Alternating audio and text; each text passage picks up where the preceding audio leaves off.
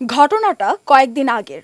Asia cup নিয়ে খোলামেলা আলোচনা করতে গিয়ে বাংলাদেশকে চরম কটাক্ষ করেছিলেন রবিচন্দ্রন অশ্বিন।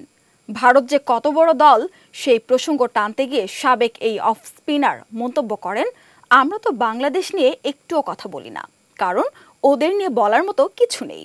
এরা কিভাবে ভারতের সঙ্গে প্রতিদ্বন্দ্বিতা করবে? বাংলাদেশকে কটাক্ষ করা সেই ভারতীয় ক্রিকেটার এবার নিজেই পড়লেন লজ্জায়।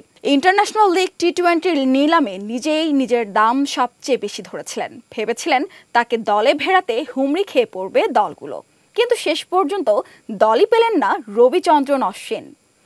বাংলাদেশকে নিয়ে অশোভন মন্তব্য করা অশ্বিনের নেওয়ার ব্যাপারে আগ্রহ দেখায়নি কোনো দলই। নিলামে ভারতের এই স্পিনারের ন্যূনতম মূল্য ছিল 1 কোটি টাকা, সেটাই সবচেয়ে বেশি। অশ্বিনের নাম ঘোষণার পর দেখা যায় কোনো দল তাকে কিনতে আগ্রহ দেখাচ্ছে না। শেষ পর্যন্ত দল পাননি তিনি। একই অবস্থা হয়েছে ইংল্যান্ডের সাবেক পেসার জেমস অ্যান্ডারসন ও পাকিস্তানের সাবেক পেসার মোহাম্মদ আমির। তারাও কোনো দল পাননি। চলতি বছরই আন্তর্জাতিক ক্রিকেট ও আইপিএল থেকে অবসর নিয়েছেন অশ্বিন। তামিলনাড়ু প্রিমিয়ার লিগে অবশ্য খেলেছেন তিনি।